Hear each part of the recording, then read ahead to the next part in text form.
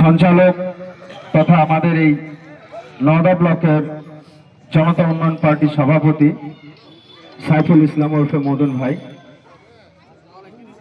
আমার বাম পাশে উপস্থিত আপনাদের এই ব্লকটা, এই বিধানসভাটা, যেহেতু বেলডাঙ্গাতে আরো 4খানা অঞ্চল আছে, বেলডাঙ্গা ব্লকের সঙ্গে বেলডাঙ্গা ওয়ানের সঙ্গে ওখানে বাড়ি, এই বিধানসভাটা ওকে দেখার জন্য আমরা বলেছিলাম, অবজারভার করে দিয়েছিলাম। ভাই সবুজ, আপনাদের পার্শ্ববর্তী ব্লক ভাই বিজয় আমার সঙ্গে এসেছে, আপনাদের যুব সভাপতি সাইফুল, ওর নাম শফিকুল, সাইফুল আর শফিকুল।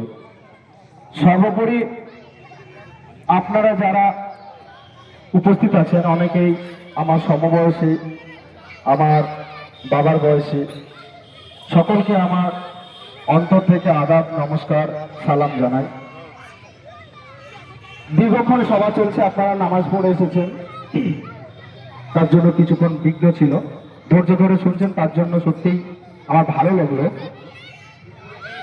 আমরা এখানে হাজির হয়েছি কেন? আমরা যারা এই এতগুলো মানুষ এখানে হাজির হয়েছে, আমাদের কিছু তো একটা উদ্দেশ্য হয়েছে, মন তো ডেকেছে, তবেই তো আমরা এখানে এসেছি। মন না ডাকলে আসতো না। কি মন ডেকেছে জানেন? নারায়ে তাকবীর, আল্লাহু আকবার। এটা আমরা সচেতন ভাবে বা অবচেতন মনে, এটা কিন্তু সত্যি কথা। আমরা যে দলটার জন্য আজকে আপনাদের সামনে এসেছি, যে দলের কর্মী সমর্থক আমরা, দলটার নাম কি? জনতা উন্নয়ন পার্টি। দলটার প্রতিষ্ঠাতাকে জনাব হুমায়ুন কবির। এই দলটা কখন তৈরি হলো, কিভাবে তৈরি হলো, কম বেশি আমরা সবাই জানি। আমি ছোট্ট কয়েকটা কথা বলবো, তারপরে আসল জায়গায় চলে যাব। গোটা পশ্চিমবাংলা জুড়ে যখন বর্তমান শাসক দলের মুখ্যমন্ত্রী মাননীয় মমতা ব্যানার্জি উনার সরকারি কোষাগার থেকে নিজের সরকারের টাকা, যে টাকা আপনি ট্যাক্স দেন, আমি ট্যাক্স দিই, সবাই এই বাংলাভাষী সবাই ট্যাক্স দেয়, ট্যাক্সের টাকায় যখন রাজ্যের বিভিন্ন জায়গায় মন্দির করতে লাগলেন, তখন দীঘার যখন জগন্নাথ ধাম তৈরি হয়, ঠিক সেই সময় আমাদের মরাদিঘি পার করে যেটা সরুলিয়া মাদ্রাসা আছে, সেই সরুলিয়া মাদ্রাসাতে একদিন জালসায় এসেছিলেন হুমায়ুন সাহেব। তো সেইখানে খবরে দেখলেন, মোবাইলে এখন তো সোশ্যাল মিডিয়ার যুগ, যে মাননীয় মুখ্যমন্ত্রী মমতা ব্যানার্জি তার ধর্মের, তার কমিউনিটি, তার জাতির জন্য সরকারি কোষাগার থেকে সরকারি টাকায় আমার আপনার ট্যাক্সের টাকা দিয়ে দীঘাতে জগন্নাথ ধাম মন্দির তৈরি করবেন। উনি সেদিন এই মাদ্রাসাতে জালসাতে এসে বলেন, আল্লাহ কখন কার দোয়া কবুল করে, উনি সেদিন বলেছিলেন যে আমি হুমায়ুন কবির মুসলিমদের জন্য আমি একটা মসজিদ করব, যে মসজিদের নাম হবে বাবরি মসজিদ। কি মসজিদ? বাবরি মসজিদ। আল্লাহ হয়তো ওনার দোয়া কবুল করেছেন, আমরা সবাই তার জন্য দোয়া করব, উপরওয়ালার কাছে দোয়া করব যেন আমরা আমাদের ভেঙে যাওয়া, হৃত হারিয়ে যাওয়া গৌরব ফিরে পাই। গোটা ভারতবর্ষ কেন, গোটা পৃথিবী যেদিকে তাকিয়ে আছে। সেই ঘোষণা দেওয়ার পর তৃণমূলের সরকার, তৃণমূলের নেতা নেত্রী, তৃণমূলের মমতা ব্যানার্জি বলেছিল কি, ও হুমায়ুন কি বলছে, ও কখন কি বলে, ওর কথা পাত্তা দেওয়া, আমল করার দরকার নেই। যতদিন এগিয়ে গেল, আস্তে আস্তে যখন মানুষ এক জায়গায়, খুব স্বাভাবিক, কেন বললাম, একটু আগে আপনারা নামাজ পড়ে এলেন, আমরা 5 ওয়াক্ত নামাজ পড়া মানুষ, ইসলাম ধর্মের মানুষ, ইমানদার মানুষ, আমরাও ধর্মকর্মটা জানি। আমাদের সবাই জানি 1992 সালে 6ই ডিসেম্বর যখন ভারতবর্ষের বাবরি মসজিদ কিছু দেশদ্রোহী করসেবক, কিছু দেশদ্রোহী আরএসএস মিলে তারা ক্ষমতার অপব্যবহার করে আমাদের সম্মান, আমাদের হিত গৌরব সমস্ত কিছু সেদিনকে ভেঙে ধূলিসাৎ করে দিয়েছিলেন, যেটা গোটা ভারতবর্ষ নয়, গোটা পৃথিবীর কাছে লজ্জা। সেদিন কিন্তু আমরা মুসলিম সম্প্রদায়ের মানুষ মাথা পেতে নিয়ে, অন্তরে যন্ত্রণা নিয়ে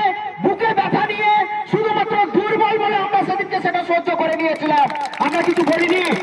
সেই যন্ত্রণা আজও বুকের বাম পাশে হয় যে আমাদের বাবরি মসজিদ সেদিন ওই দেশদ্রোহীরা ভেঙে দিয়েছিল। তাই যেদিনকে হুমায়ুন কবির বাবরি মসজিদের নাম করলেন, গোটা মুর্শিদাবাদ কেন গোটা বাংলার মানুষ আপনারা দেখেছেন তেমন কোনো প্রচার ছিল না।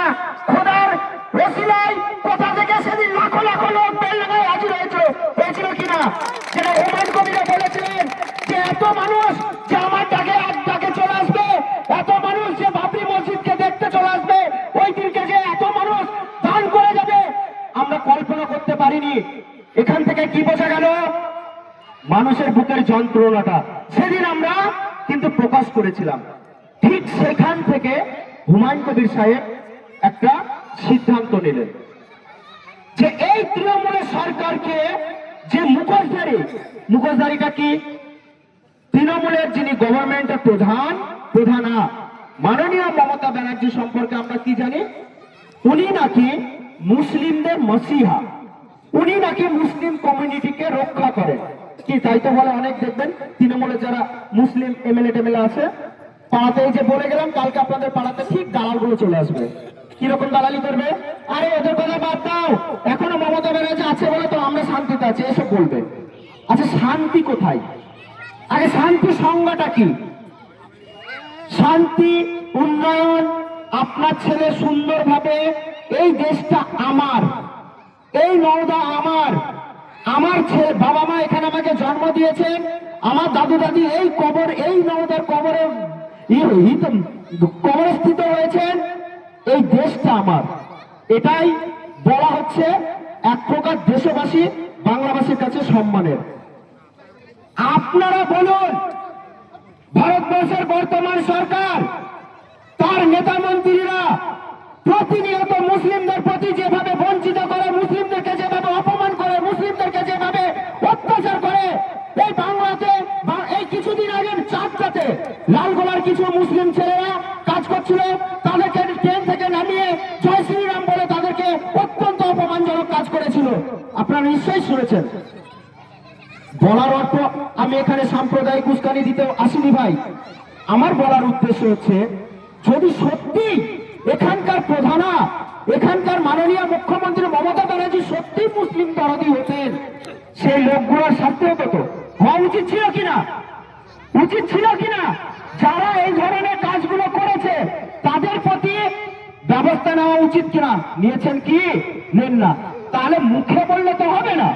তুমি বলছো আমি তোমাদের জন্য আছি, আর পিছন থেকে কুকুরের মতো লেলিয়ে দিচ্ছ, দিয়ে বলছো ঘেউ ঘেউ কর, ও ভয় আমার কাছে চলে আসবে। ওর টেকনিকটা হচ্ছে এটা বন্ধু, এটা বুঝতে হবে ভাই। তুমি সরকারি টাকায় সরকারি কোষাগার থেকে টাকা খরচ করে মন্দির করতেই পারো। কোন মুসলিম সম্প্রদায়ের মানুষ, আমি অন্তত পক্ষে ব্যক্তিগতভাবে মনে করি আমাদের তাতে কোনো আপত্তি নেই। মমতা ব্যানার্জি যদি কোনো হিন্দু ভাইদের জন্য মন্দির করে দেন, জগন্নাথ কেন, দীঘাতে কেন, গোটা রাজ্যের বিভিন্ন জেলাতে করতে পারেন, উনি করুন। হিন্দু ভাইদের জন্য উপাসনা গৃহ করে দিয়েছেন, তারা ধর্মকর্ম করুক, তাদের অন্তরটা আরো বড় হোক, আমার তাতে কোনো আপত্তি নাই। কিন্তু হুমায়ুন কবির যখন আমার আপনার টাকায়, আমার নিজের জাতির টাকায় বাবরি মসজিদ করবে, তখন তিনি কমিউনাল হয়ে যাবেন, তখন তিনি সাম্প্রদায়িক হয়ে যাবেন। এটা অবিচার নয়, এটা অন্যায় নয়, এটা হুমায়ুন কবিরকে দোষারোপগিরি করা নয়। বাংলা একটা গান আছে না, কৃষ্ণ করলে লীলা আমি করলে বিলা। ও আপনি যখন করবেন তখন সব ঠিক আছে, আপনি যখন বলবেন তখন আপনি সাম্প্রদায়িক না। কিন্তু হুমায়ুন কবির যখন নিজের জাতির জন্য কথা বলবে তখন আমরা সাম্প্রদায়িক। এই বলাচল, এই ধরনের ধুকলাপানা চলবে না।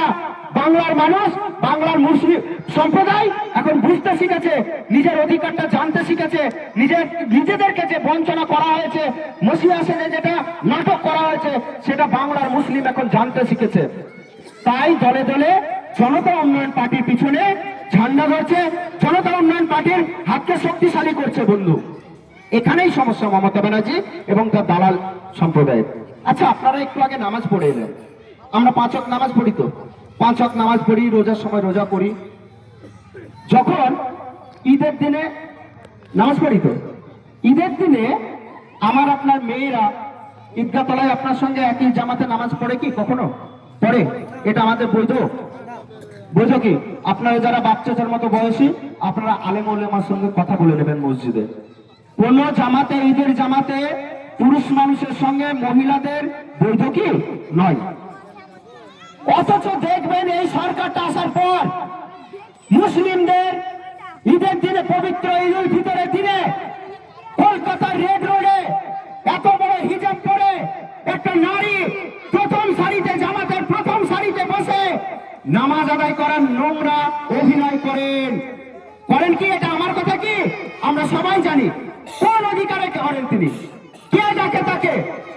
গোটা বাংলার যারা মুসলিম সম্প্রদায়ের তৃণমূলের নেতা নেত্রী আছেন, আপনি জিজ্ঞাসা করবেন তাদেরকে, আপনি সারা মাস রোজা করলেন, পবিত্র রোজা, আপনার অন্তরকে আপনি প্রসারিত করলেন, আপনার অন্তরকে আপনি ঠিক করলেন, আর আপনি দিনের শেষে যখন রোজা শেষে যখন আপনি নামাজ পড়তে যাচ্ছেন, তখন সেই নামাজে এমন একজন মহিলা এলো যিনি প্রস্রাব ফিরে পানি নেন কিনা তার কোনো ঠিক নাই। সেই মহিলা যখন আপনার পাশে দাঁড়িয়ে নামাজ পড়বে, সেই নামাজ ভাঙার অর্থ আপনার ইমান নষ্ট হবে। হবে কিনা আপনার ইমান নষ্ট?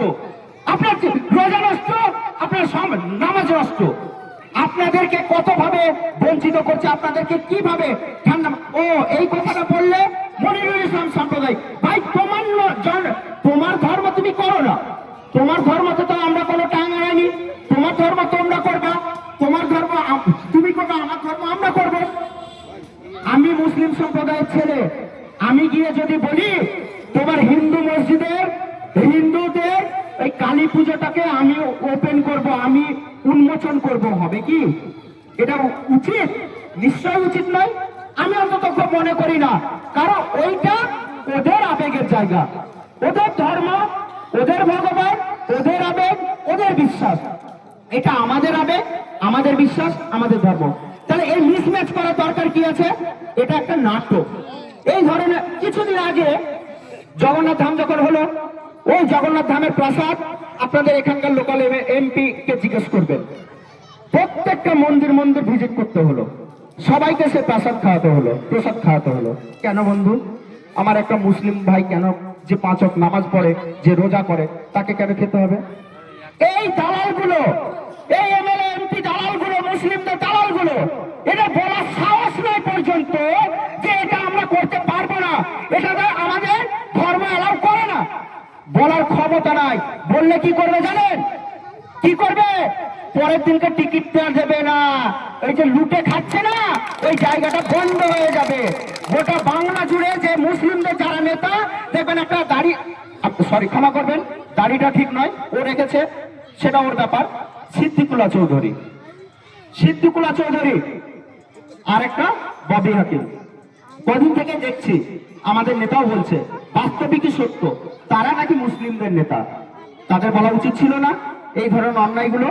আসলে তা নয়, এরা মুসলিমদের নেতা নয়, এরা হচ্ছে দালাল এক একটা। এরা নিজেদের পকেট ভরার জন্য মুসলিমদের নেতা সাজার চেষ্টা করে। কই হুমায়ুন কবির বলছেন তো যে ভাই এখানে আপনারা জানেন যে কলকাতার যিনি মেয়র ববি হাকিম, তিনি নাকি মুসলিমদের নেতা, কিন্তু বাস্তবে কি মুসলিমদের জন্য কোনোদিন আজ পর্যন্ত দেখেছেন? বরং উনি কি করেছেন? মমতা দালালি করেছেন। কোথায় দালালি করলেন আমরা সবাই জানি। এবার আমি আসি আরেকটা মুদ্দাতে, কিভাবে মুখোশগুলোকে আপনারা দেখেন। ওবিসি, আদার ব্যাকওয়ার্ড ক্লাস, অনগ্রসর জাতি। আমরা সংবিধান অনুযায়ী আমরা আমাদের জাতিটা পিছিয়ে পড়া জাতি। তো সেই সম্প্রদায়ের ছেলে মেয়েদেরকে সরকারিভাবে সংবিধান অনুযায়ী তাদেরকে কিছুটা দিতে হয়, সুবিধা দিতে হয়। তো সেখানে সেটা করার জন্য আজকে বিজেপির সঙ্গে মমতা ব্যানার্জি একদম প্যাক্ট হয়ে সেই ওবিসি থেকে আমাদের মুসলিম সম্প্রদায়ের প্রচুর নাম কেটে দিল, মানে জাতিদের নাম কেটে দিল। এই শেখ ছিল, মোল্লা ছিল, বিভিন্ন বিশ্বাস ছিল তো, এই ধরনের যাদের গাইডের অনেক কেটে দিয়েছে, কেটে দিল। কাকে ঢুকিয়েছে জানেন? ওবিসি মানে আমরা যে অধিকারটা পেতাম সেইখানে ঢুকেছে ঘোষেদেরকে। কোন ঘোষ বন্ধু বা কোন ঘোষ সম্প্রদায়ের মানুষ আমার শত্রু নয়, সরকার তাকে দিতে পারে, তাদের জন্য আলাদা করতে পারতো তো। আমার অধিকার তাকে কেন দেবে ভাই? এর বিচার করবেন না আপনারা? এই অবিচারের দেবেন না, সাজা দেবেন না, এর প্রতিবাদ জানাবেন না আপনারা? কিন্তু দেখেছেন আজ পর্যন্ত তৃণমূলের কোন নেতা মন্ত্রী, কোন মুসলিম নেতা মন্ত্রী, কোন মুসলিম এমপি বলেনি। এই যে একটাই কথা ঘুরে ফিরে মমতা ব্যানার্জি কথায় কথায় বলে আমি সব, বাকি সব আমার যত পোস্ট একটাই পোস্ট, বাকি সব ল্যাম্প পোস্ট বলে, তো আমরা সবাই জানি। তাহলে তাই যদি হয়, সেই ভয়ে যদি তোমরা কথা না বলতে পারো, তাহলে গোটা রাজ্য জুড়ে যে দুর্নীতিগুলো হচ্ছে, তাহলে তার দায় তো মমতা ব্যানার্জির হওয়া উচিত কিনা? নিশ্চয়ই সেটা আপনারা দেখেছেন। ওয়াকআপ আমার পূর্ববর্তী বক্তারা নিয়েছেন। এখানে বয়স্ক বাবা মা যারা আছেন, বয়স্ক বাবা ভাইরা যারা আছেন, আপনাদের কাছে আমার ছোট্ট একটা প্রশ্ন। ওয়াকআপ বিলটা প্রথমে বলেছিল করবো না, করতে দেব না। এমন একটা সময় এই গ্রামেরও অনেক কবরস্থান আছে, মসজিদ আছে, অনেক ওয়াকআপ অনেক সম্পত্তি এক নম্বর করতে এনে চলে গিয়েছে। কিন্তু ঠিক দেখুন, করবো না বললে মেনে নিলাম, হলো না।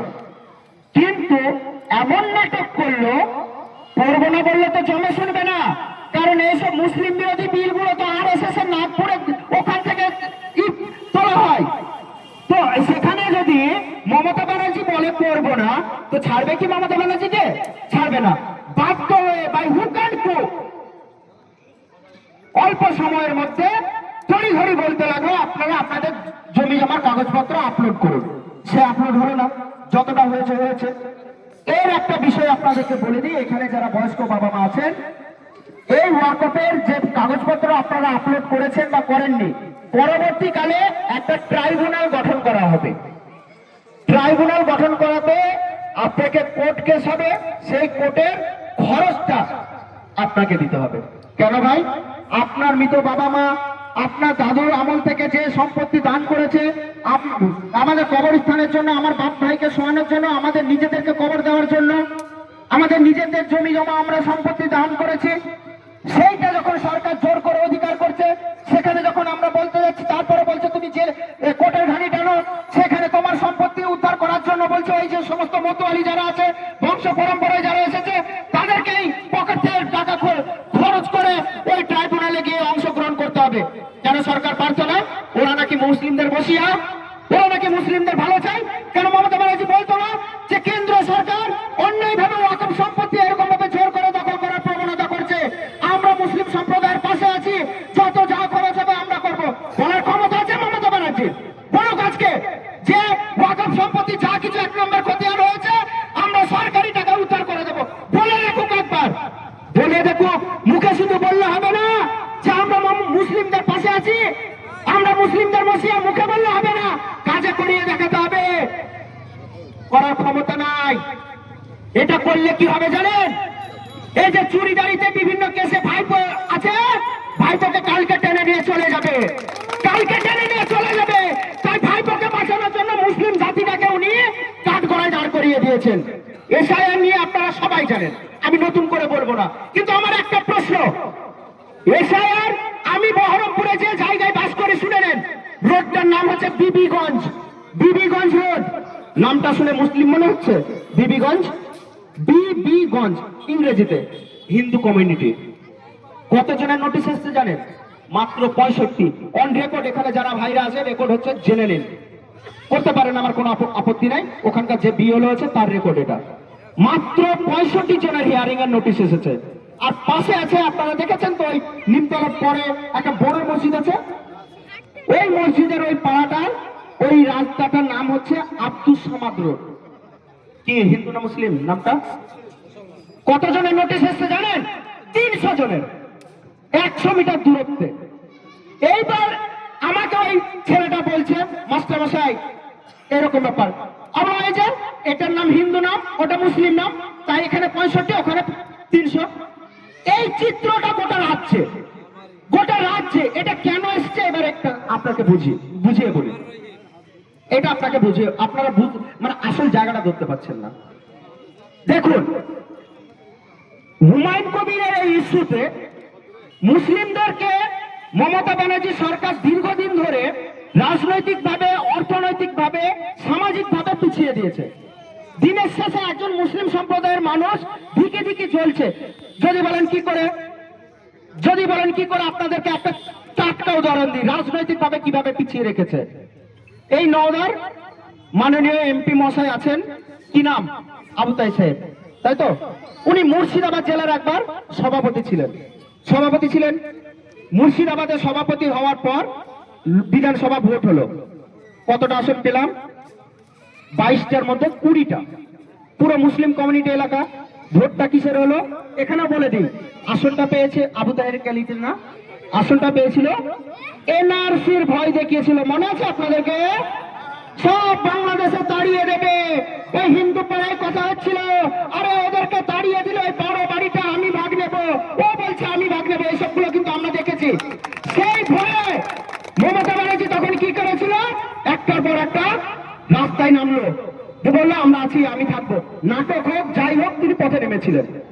সেই ভরসায় মুসলিমরা কিন্তু দুভাগ তুলে তৃণমূল সরকারকে ভোটটা দিয়েছিলাম তো আমরা সবাই দিয়েছিলাম, পছন্দ করি না করি সবাই একটা ভয় পেয়ে দিয়েছিলাম। তাহলে আবু তাহের সাহেব মুসলিমদের তো নেতা, মুসলিম কমিউনিটির মানুষ, উনি মমতা ব্যানার্জিকে 22টার মধ্যে 20টা আসন তুলে দিলেন, তো ওনাকে প্রচারে পাঠালেন ত্রিপুরাতে। শুনে নেন গল্পগুলো, আপনারা অনেকেই জানেন না। ত্রিপুরাতে প্রচারে পাঠালেন, ত্রিপুরা ভোটে। হঠাৎ করে খবরে প্রকাশ হচ্ছে জেলা সভাপতি আর আবু তাহের সাহেব নেই। কে জানেন কে হলো? সাউনি সিংহ রায়। কে তিনি? নিজের ভোটে হেরে যাওয়া, নিজের বিধানসভায় হেরে যাওয়া হেরো প্রার্থী, বিজেপির কাছে হেরে যাওয়া। এই হচ্ছে তৃণমূল মুসলিম। আমি এই যে একটা কথা বললাম না যে মুসলিমদেরকে রাজনৈতিক ভাবে পিছিয়ে দিয়েছে, এটা হচ্ছে রাজনৈতিক ভাবে পিছিয়ে দেওয়া। আবু তাহের মুসলিম বলে সেদিনকে 20টা আসন দেওয়ার পরেও সভাপতি কাকে করলো? আমি মানতাম, আমরা সবাই মানতাম যে আবু তাহের সাহেবের পরে যাকে দায়িত্ব দেওয়া হচ্ছে, যদি সে আবু তাহের সাহেবের থেকে আরো বড় নেতা হতেন তাহলে এই প্রশ্নটা উঠতো না। কি বন্ধু, উঠতো কি? উঠতো না। কিন্তু কাকে দিলেন? সিংহ রায়, সাউনি সিংহ রায়, যিনি নিজের ভোটে হেরে যান, তাহলে এটা কোন ধরনের অন্যায়, কোন ধরনের অবিচার? কিন্তু কোন মুসলিম নেতাদেরকে বলতে শুনেছেন এই মুর্শিদাবাদে যে এই ধরনের অন্যায়গুলো কেন হয়? ঠিক একই ভাবে আজকের যিনি বর্তমানে সভাপতি অপূর্ব সরকার, খোঁজ নেন নিজের বুথে হেরে যাওয়া পার্টি, নিজের বুথে যে হারে সে নাকি মুর্শিদাবাদের মুসলিমদের নেতা। আর মুর্শিদাবাদে মুসলিম যে ভেড়াগুলো আছে, এমএলএ গুলো, তারা বাবার ক্ষমতা নাই একবারে বড় মমতা ব্যানার্জিকে যে আপনি এই অন্যায়টা কেন করছেন। কারো ক্ষমতা আছে?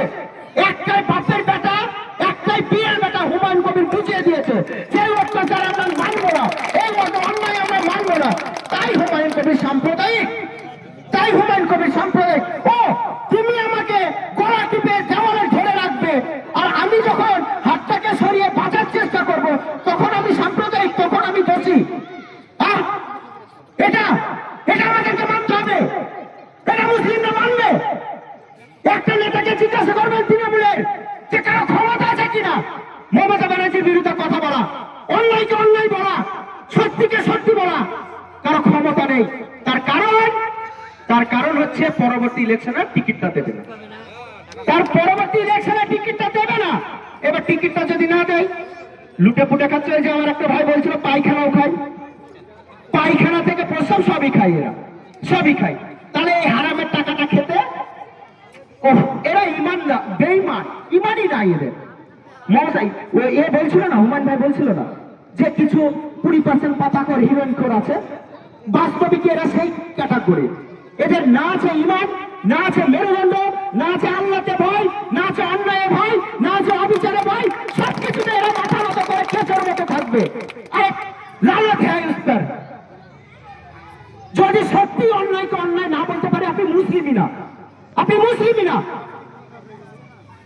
এই অত্যাচার, এই অবিচারের বিরুদ্ধে এই নওদার যারা আজকে এখানে দাঁড়িয়েছেন, আমার মাইকের আওয়াজ যেখানে যেখানে যাচ্ছে, আজকে আপনারা বুকে শপথ দেন আপনি ইমানদার মানুষ, আপনি অন্যায়কে যে এখানে অন্যায় বলতে পারবেন না, সত্যিকে সত্যি বলতে পারবেন না, সেখানে থাকা উচিত কখনো নয়। তাই হুমায়ুন কবিরের এই জনতা উন্নয়ন পার্টি তৈরি করা, তাই হুমায়ুন কবির জনতা উন্নয়ন পার্টি তৈরি করেছেন, প্রতিষ্ঠা করেছেন।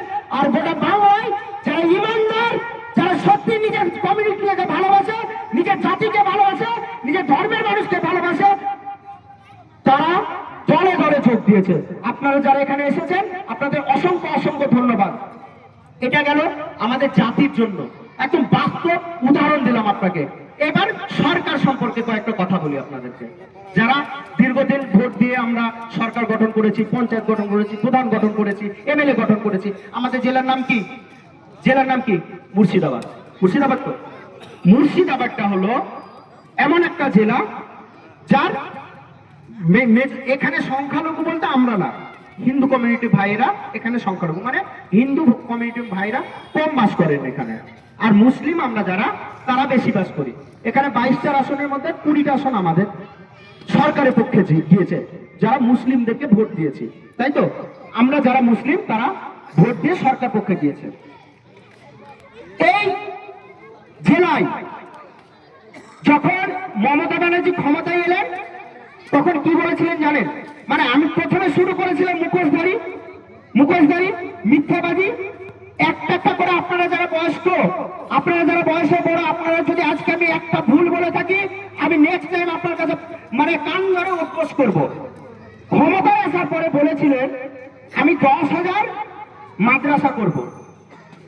আজকে খোঁজ নেবেন আপনার এমএলএদের, এমপিদের কাছে যারা তৃণমূলে দালালি করছে, যে মমতা ব্যানার্জি কতটা মাদ্রাসা করেছে। মাত্র 335 আর 225 করেছে, তাও আবার আনএডেড। মানে এখানে কোনো সরকারি সুবিধা আসবে না। যদি এডেড করে দিতেন, শুধু আন লেখাটা উঠিয়ে দিতেন, তাহলে কিন্তু সরকারি অন্তত বাচ্চারা মিড ডে মিলটা পেত। ওই যারা ইসলামিক শিক্ষায় যারা হাফেজ হবে, যারা পরবর্তীতে আলেম উলেমা হবে। তাহলে মমতা ব্যানার্জি আপনি বললেন 10,000, দিলেন মাত্র 500-600, তাও আবার তাদের নিজেদের টাকায় করতে হচ্ছে। আপনি কিন্তু সেখানে আনএডেড লিখে দিয়েছেন। এটা মুসলিমদের পাশে দাঁড়ালো? এটা মুসলিম সম্প্রদায়ের প্রতি আপনার উপকার? এই মুর্শিদাবাদ বলেছিলেন যে এখানে এত বড় জেলা, আমি একটা বিশ্ববিদ্যালয় করব। বিশ্ববিদ্যালয় করার নাম করে, কেন মুর্শিদাবাদে কি জায়গা ছিল না?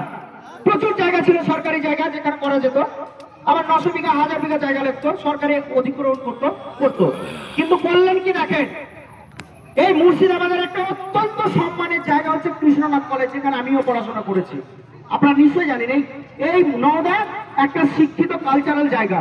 এখানে যারা শিক্ষিত মানুষ তারা জানে শিক্ষার একটা কদর আছে এই নওদাতে।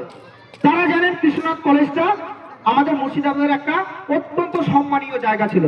সেই কৃষ্ণনাথ কলেজটাকে অধিগ্রহণ করে, কৃষ্ণনাথ কলেজটাকে ছোট্ট করে রেখে দিয়ে সেইখানে শুরু করে দিলেন বিশ্ববিদ্যালয়ের ক্যাম্প, মুর্শিদাবাদ ইউনিভার্সিটি। আজ পর্যন্ত কত টাকা সেখানে করেছেন মমতা ব্যানার্জি? ওই মুর্শিদাবাদ ইউনিভার্সিটিতে কত টাকা দিয়েছেন? আপনাদের এমএলএ এমপি যারা তৃণমূলকে ভোট দিয়েছেন জিজ্ঞাসা করবেন। কিছুদিন আগে কন্ট্রাকচুয়াল কিছু শিক্ষক শিক্ষিকা ওখানকার মানে অধ্যাপক নিয়োগ করার নাম করে উত্তরপ্রদেশ থেকে আরএসএস এর একটা মহিলাকে পাঠানো হয়েছিল, আমাদের কাছে ইনফরমেশন আছে। তাকে বসিয়ে কলকাতার একজনকে ব্যাংক ডেটে সই করিয়ে তাদেরকেও ঘুষ দিয়েছে। ওই কন্ট্রাকচুয়াল ওখানে রিক্রুটমেন্ট করা হয়েছে, আর লোকাল ছেলেরা কেউ জানে না। এই অপূর্ব ঢুকাতে পারেনি, এই আমাদের জানেই না, এরা জানেই না।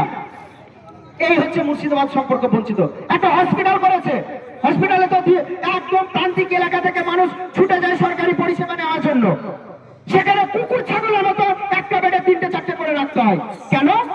এত বড় জেলা, আপনার এত বড় মানুষ, আপনাকে এতগুলো মানুষ আপনাকে সমর্থন করলো শুধুমাত্র মুর্শিদাবাদে মুসলিম বাস করে বলে? তার কোনো সংস্কার নেই? তার কোনো আরো বাড়ানো যেত না? করবে না। কিছুদিন আগে একটা সবাই বলছিলাম শিক্ষা, আমার একটা পূর্ববর্তী বক্তা বললো যে এখানে চাকরিও বিক্রি হয়, এটা সবাই জানি আমরা, তাই তো? আচ্ছা দেখুন কত রকম গল্প হলো। যিনি শিক্ষামন্ত্রী তিনি উপরে বস্তা খুলে দিয়েছেন, বস্তাটা গিটটা খুলে দিয়েছেন, মানে দান ফেলে না, দান যে যেমন পারে টাকা ফেলে, বস্তা খুলে দিয়েছেন মন্ত্রী, আর নিচে দালাল ছিটিয়ে দিয়েছেন কিছু ধরে নিয়ে। এবার আপনার পাড়ায় আপনি ভালো করে ভাবেন, একদম বাস্তব দিয়ে ভাবেন। আপনি আপনার ছেলেটাকে কষ্ট করে মানুষ করেছেন, ট্রেনিং করিয়েছেন টাকা খরচ করে, দিয়ে দেখছেন সরকারের যত পরিমাণ চাকরি দেওয়া উচিত ছিল সেই পরিমাণ ভ্যাকান্সি উনি করতে পারেননি, চাকরি দিতে পারেননি। 100টা ছেলেকে চাকরি দেবে, 100টা ছেলেকে চাকরি দেবে, সেইখানে পরীক্ষা দিচ্ছে, 10,000। তাহলে এই 100টা চাকরি কে পাবে? নিজেদের মধ্যে একটা কম্পিটিশন শুরু হচ্ছে, ভালো করে বুঝবেন গল্পটা। আর ওখানে কি বললাম, বস্তা খুলে রেখেছে। এইবার এই 100 জনের মধ্যে আপনি কষ্ট করে আপনার ছেলেকে মানুষ করেছেন, পড়াশোনায় ভালো, আপনার ছেলেটা যোগ্যতা অনুযায়ী যখন চাকরিটা নেওয়ার জন্য গিয়েছে পরীক্ষায়, তাকে হারিয়ে দিয়েছে কে জানেন? পাড়ার ওই তৃণমূল করা অ্যান্টি সোশ্যাল, তৃণমূল করা সমাজ বিরোধী, যে হারামের টাকা ইনকাম করেছে, পায়খানার টাকা ইনকাম করেছে, চুরিদারি করেছে, রাস্তা বিক্রি করেছে, কোটি কোটি টাকা হারামে ইনকাম করেছে, তার ছেলেটাকে 10 লাখ 15 লাখ করে দিয়ে বস্তায় ফেলে দিল। ভালো করে বুঝবেন বিষয়টা। 100টার মধ্যে 90টা 80টা বিক্রি করে দিল, বাকি 10টা 15টা ছেলে জেনুইনলি মেরিটে পেল। সেইটা যখন প্রমাণ হলো, ওই মন্ত্রী তো জেলে গেল, এসি টানা জেলে। টাকাগুলো কোথায় গেল আপনারা সবাই জানেন, ছোট মুখে বড় কথা হয়ে যাবে। একটু আগে মমতা ব্যানার্জি বলেছিলেন না, একটাই পোস্ট, বাকি সব ল্যাম্প পোস্ট। পার্থর বাবার ক্ষমতা ছিল যে মমতা ব্যানার্জিকে না জানিয়ে, অভিষেক ব্যানার্জিকে না জানিয়ে টাকা তোলার ক্ষমতা ছিল কারো? ক্ষমতা ছিল। তাহলে সেই টাকা গেল কোথায়? ও আপনি উপরে বলছেন বস্তা খুলে রাখছেন, আর নিচে বলছেন সব এই বাচ্চাগুলো অন্যায় করে ডুপ্লিকেট করে চাকরি নিয়েছে। আরে আপনি ওকে বাধ্য করেছেন অন্যায় করতে। আপনি ওই ছেলে, যে ছেলেটা টাকা দিয়ে চাকরি করেছে, তাকে বাধ্য করেছেন আপনার অপশাসনের জন্য। আপনার অযোগ্য যে শাসক হিসেবে যে অযোগ্যতা, সেটার জন্য আজকে মানুষ অপরাধ প্রবণতা এসেছে। হলো কি? চাকরি বাদ চলে গেল। তাহলে উপরে টাকা নিলে পার্থ চ্যাটার্জি, মমতা ব্যানার্জিরা, তার ভুক্তভোগী হলো সাধারণ ছেলেরা, যারা টাকা দিয়ে চাকরি করেনি, যারা নর্মালি চাকরি পেয়েছিল, তাদের চাকরিটাও চলে গেল। একটা নেতাকে বলতে শুনেছেন কারো মেরুদণ্ড আছে, যেটা অন্যায় হলো, পলিসিগত ভাবে ভুল হলো, পারেননি। আমার আপনার ঘরের ছেলেরা যারা বিয়ে করেছে, শ্বশুর হয়েছে, শ্বশুর বাড়ি গিয়েছে, বউ বাচ্চা নিয়ে ঘর ধরেছে, ব্যাংক থেকে লোন নিয়েছে, সেই ছেলেগুলো কিভাবে কোন জায়গায় এসে দাঁড়ালো, তার কোনো সুরাহা করতে পারলো না Mamata Banerjee. Plan A, plan B, বিভিন্ন শুধু ডায়লগ, শুধু মিথ্যে কথা, শুধু মিথ্যে কথা বলার ক্ষমতাই নেই। এই হচ্ছে মমতা ব্যানার্জির সরকার। আমাকে শুধু দেখা, ও আর এটা তো নওদা প্রান্তিক এরিয়া। আমরা যখন ছোট ছিলাম রেজিনগরে বেশ কয়েকবার দেখেছি, শীতের রাতে একটা ওই হাসানোর জন্য একটা মেলা হতো, কি বলতাম, আলকাপ। মনে আছে আপনাদের? আলকাপ, পঞ্চরস হতো না, পঞ্চরস। কি করতো? কুৎসিত অঙ্গভঙ্গি করে মানুষকে হাসাতো, তাই তো? আর গ্রামের মানুষ, সারাদিন খেটে খাওয়া মানুষ, ঠিক আছে সন্ধ্যাবেলায় একটু হাসতে গেল। এখন দেখবেন এই আলকাপ পঞ্চরসের মতো পাড়ায় পাড়ায় কি পাঁচালি না কি বলছিল না, তো আমি ওটা বলছিলাম আলকাপ করে বেড়াচ্ছে। আরে তুমি যদি বাস্তবিক পশ্চিমবঙ্গ মানুষের ভালো করো, তোমাকে পাঁচালি করে বেড়াতে হবে? শুধু অমক শ্রী, শুধু তমক শ্রী, মেলা শ্রী, সৃষ্টি শ্রী, আর সবই শ্রী। তো মমতা শ্রীটা কবে হবে? মমতা শ্রীটা কবে হবে? এটা কেন করছে না? মুসলিমদের ভোট নেবা, মুসলিমদের ভোট নিয়ে বিধায়ক নিয়ে তুমি ক্ষমতায় বসবা, আর মুসলিমরা যখন নিজেদের দাবি, নিজেদের অধিকারটুকু চাইবে, তখন মুসলিমরা সাম্প্রদায়িক হয়ে যাবে। এই অন্যায় আমরা আর মানব না।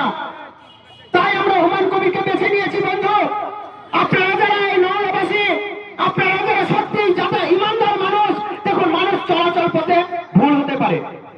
যে মানুষ নিজেদেরকে শুধরিয়ে নেন, সেই মানুষ মান আর হুঁশ, সে, তাই তো? চলার পথে আমরা ভুল করতেই পারি, প্রত্যেকটা মানুষের, কিন্তু পরিবর্তিত যে হয়। আজকে হুমায়ুন কবির বুঝিয়ে দিয়েছে, বাপের বেটা, তিনি মানুষের, মুসলিমদের জন্য যেভাবে করেছেন, লড়াই করেছেন, লড়াই জারি রেখেছেন, তার হাতটাকে আমাদেরকে শক্তিশালী করতে হবে কিনা হবে। বলুন বন্ধুরা, আপনারাই বলুন, তার হাতকে শক্ত করবেন কিনা। আজকে মুসলিমদের জন্য কথা বলা যদি তাকে অন্যায় হয়, অন্যায় ভাবে তাকে সাসপেন্ড করেছিল শুধু মুসলিমদের জন্য কথা বলো, শুধু বাতিল মসজিদ করবো বলে। এর বিচার করবেন না আপনারা? সময় এসেছে। আজকে 2026 সালের জানুয়ারি, আর মাত্র 2 মাস। এই যে এমএলএ আছে, এই যে নেতা আছে আপনাদের নওদাতে বিভিন্ন, দেখবেন এরা মানুষকে মানুষ মনে করেন না। তাই ছিল তৃণমূল আসার আগে কোথায় ছিল? একটা বাড়িতে এমপি, আজকে আবার এমএলএ ভোট হবে, আপনারা কান পাতবেন, সেই এমএলএ ভোটটা আরেকটা বাড়িতে আছে, সেখান থেকে কেড়ে নিয়ে যাতে এই বাড়িতে ঢোকানো যায়, তার জন্য লড়াই হচ্ছে। ও বলছে এই তোরা আমাদের কাছে থাকবি, ও বলছে এই তোরা আমাদের কাছে থাকবি, সব ক্ষমতা, সব নিজের নিজের স্বার্থ, সব নিজের স্বার্থ।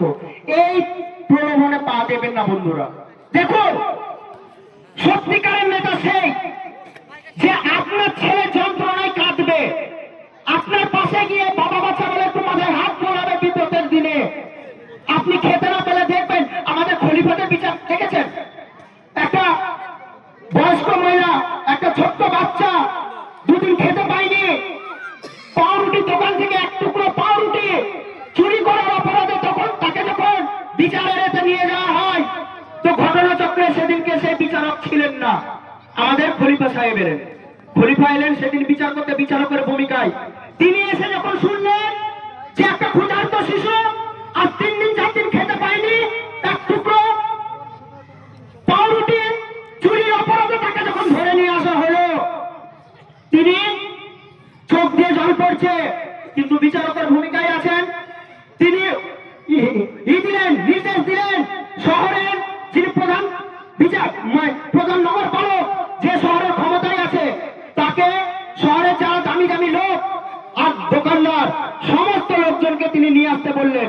নিয়ে আসার পরে কি করলেন, বলল যে একটা ছেলে যখন খেতে না পাওয়ার অপরাধে, এক টুকরো পাউরুটি চুরির অপরাধে নিয়ে আসা হয়, তাহলে এই রাজ্যের প্রধানমন্ত্রী, প্রধান বিচারপতি হিসাবে আমি অপরাধী, আমি অপরাধী। এটাই ছিল বিচার, এটাই ছিল শাসন। তিনি কি করলেন, সমানভাবে সাজা ভাগ করে দিলেন, দোকান থেকে আরম্ভ করে নিজে সেই সাজাটা গ্রহণ করলেন। আর এখনকার কল্পনা করতে পারেন, কল্পনা করতে পারেন আপনি যদি না খেতে পান, আপনার এই তৃণমূলের নেতারা আপনার বাড়ি যাবে, শুধু ভোটের সময় আসবে আর বলবে আমাদেরকে ভোট দাও, আমরা পাশে আছি।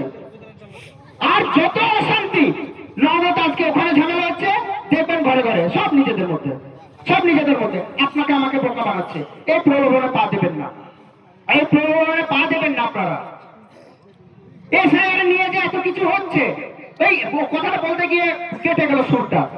এসআইআর যে 300-400 করে নাম আপনাদের নোটিশ দিয়েছে, জানেন কি, মমতা ব্যানার্জি সরকার যদি চাইতো একটা মাত্র কাজে, একটা অর্ডারে আপনার কারো নাম বাদ যেত না। দেখুন, আমরা কথায় কথায় বলছি মুসলিম মুসলিম মুসলিম, আপনারা অন্যভাবে নেবেন না।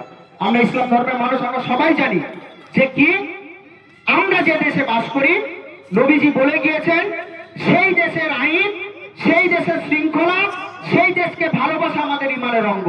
এটা আমাদের ধর্মীয় ভাবে বলা আছে, কি আছে তো? যারা বয়স্ক মানুষ আপনারা জানেন তো, নবীজি বলে গিয়েছেন তুমি যেখানেই বাস করো সেই দেশ তোমার, সেই দেশের আইনকে সম্মান জানানো তোমার ইমানের অঙ্গ। সেই দেশে আমরা ভারতবর্ষে বাস করি, ভারতবর্ষের পার্লামেন্ট, ভারতবর্ষের সরকার যদি অন্যায় হোক, অবিচার হোক, যাই হোক না কেন, সুপ্রিম কোর্ট থেকে যখন কোনো একটা বিচার হয়, সেটাকে আমরা মানতে বাধ্য।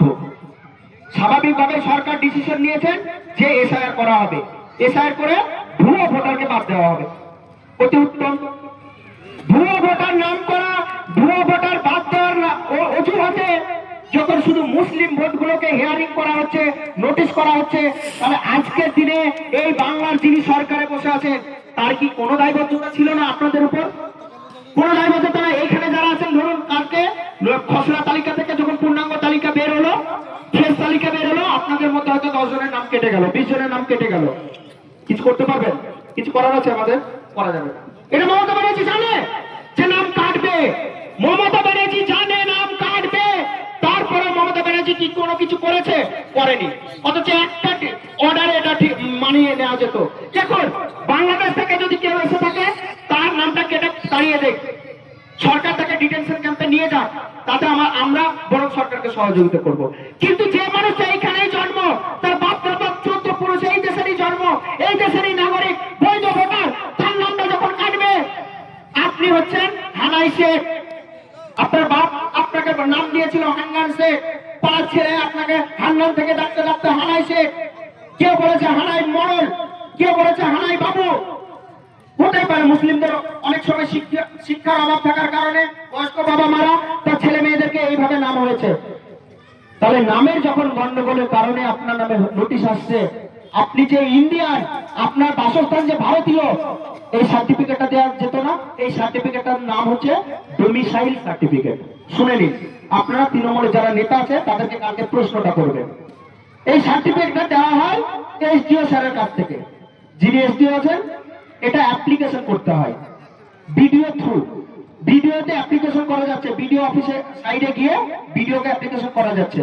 ওই অ্যাপ্লিকেশনটা যখন ফরওয়ার্ড করে আপনি এসডিও কে ঢুকাতে যাচ্ছেন দেওয়ার জন্য, ওইটাকে বন্ধ রেখেছে গোটা পশ্চিমবঙ্গ জুড়ে। এটা অন্যায় নয়? কেন করেছে এবার এটাও বলে দিই, এটাও বলে দিই কেন করেছে। মমতা ব্যানার্জি তো বুঝে গিয়েছে যে গোটা বাংলায় সংখ্যালঘু ভোট আমার কাছ থেকে মুখ ফিরিয়ে নিয়েছে। আর যাই হোক, মুসলিমরা মমতা ব্যানার্জিকে ভোট দেবে না। ওই 20% পাতা করে হেরোইন করে যারা আছে ওদের কথা বাদ দেব, যারা দালাল আছে ওদের কথা বাদ দেব। প্রকৃত মুসলিম আর মমতা ব্যানার্জিকে ভোট দেবে না।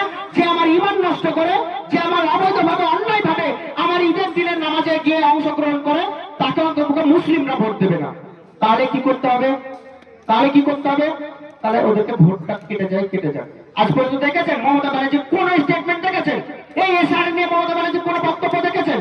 লাস্ট সেই যে হুমায়ুন কবির যেদিন থেকে 6ই ডিসেম্বর যেদিন থেকে প্রোগ্রাম শুরু হয়েছে সেদিন থেকে চুপ করে গিয়েছেন, চুপ করে গিয়েছেন। টিভির পর্দায় কোনোদিন দেখেছেন আজ পর্যন্ত? যে মুর্শিদাবাদে এসেছিলেন, সেদিনকে তো হুমায়ুন কবিরকে বাদ দেওয়ার জন্য এসেছিলেন, মুর্শিদাবাদের উন্নয়নের কথা বলেছিলেন। আজকে যে মুর্শিদাবাদের এতগুলো হাজার হাজার লাখ লাখ মানুষ প্রত্যেকদিন লাইনে হয়রানি হচ্ছে, সরকারের কোনো ভূমিকা ছিল না। শুধু কেন্দ্র সরকার ওই বিজেপির নাম দিয়ে, আরে বিজেপি তো মুসলিমদের ঘোষিত শত্রু। আমরা যারা মুসলিম তারা তো বিজেপির ঘোষিত শত্রু। আমাদের বিরুদ্ধে তো অনর্গল পারে। উত্তরপ্রদেশে মুসলিম হওয়ার অপরাধে তো ঘর বাড়ি ভেঙে দেয়। ওয়াকফে আপনার ওই এই কথাটা বলা ভুলে গেল। ওয়াকফে যখন ট্রাইব্যুনালে আপনি হেরে যাবেন, আপনার কবরস্থানটা যখন এই ব্লকের ভিডিও ওসি এসে ঘিরবে, আপনার জেসিবিতে গিয়ে যখন আপনার ওই গোরস্থানটাকে ভেঙে দেওয়া হবে, গুড়িয়ে দেওয়া হবে, আপনি মেনে নিতে পারবেন যেখানে আপনার বাবা দাদা শুয়ে আছে? এটাই হতে চলেছে আগামী দিনের ভবিষ্যৎ, এটাই হবে আগামী দিনের ভবিষ্যৎ। আজকে থেকে যদি আমরা এর প্রতিবাদে গর্জে না উঠি, আজকে থেকে এই সরকারকে যদি বিতাড়িত না করি, তাহলে ভবিষ্যৎ এটাই হবে। আগামী দিন শনিবারে আপনার বাড়িতে কারো মৃত্যু হয়েছে, ইন্তেকাল করেছে, আপনি ঈদগাহতলাতে যাবেন কবর দিতে, শুধু শনিবার অফিস বন্ধ, মাটি হবে সোমবারে। আধিকারিক আসবে, তাকে টাকা দেবেন, পারমিশন নেবেন, তারপরে মাটি দেবে। এইদিকে যাচ্ছে ভবিষ্যৎ, বাংলা মুসলিমদের ভবিষ্যৎ, বাংলার মুসলিমদের ভবিষ্যৎ। এবার আপনারা ঠিক করুন। আজকে মনে হতেই পারে যে মাস্টারমশাই একটা দলের তরফ থেকে এসে হয়তো কথাগুলো বলছে। আমি একজন শিক্ষিত মানুষ, আমি আইন কানুন সম্পর্কে জানি, এদের পদক্ষেপ জানি। তাই আপনার এই যে কথাগুলো বলছি না, যন্ত্রণা থেকে আসছে, অনেক যন্ত্রণা থেকে আসছে। তাই এইটাকে রক্ষা করতে গেলে, এইটাকে আটকাতে গেলে, নিজের কবরস্থান, নিজের মসজিদ, নিজের এতিমখানা, নিজের সমস্ত কিছু উদ্ধার করতে গেলে, আটকাতে গেলে আপনাকে পশ্চিমবঙ্গ থেকে এই তৃণমূলের সরকারকে যে ঝেঁটিয়ে বিদায় করতে হবে গণতান্ত্রিক পদ্ধতিতে। আপনারা কতটা এগিয়ে আসবেন, আপনাদের ইমান কতটা ঠিক আছে, আপনারা সেটা আপনারা যখন হুমায়ুন কবিরের পাশে দাঁড়াবেন, দেখবেন এমনিতেই তৃণমূলরা ভয় পেয়ে গিয়েছে, তৃণমূল এমনিতেই ভয় পেয়ে গিয়েছে। খুব স্বাভাবিক ভাবে আপনারা অনেকক্ষণ ধরে শুনছেন। আগামী 2026 31শে জানুয়ারি, আজকে 27 তারিখ, একটা বড় সভা আছে 10 লক্ষ লোক নিয়ে। কত লক্ষ? 10 লক্ষ। গোটা পশ্চিমবঙ্গের মানুষ ওখানে আসবে। সেই সভায় আপনারা আসবেন, আন্তরিকভাবে আপনাদের অভিনন্দন জানাই, ওয়েলকাম জানাই, স্বাগতম জানাই। আপনারা আসবেন।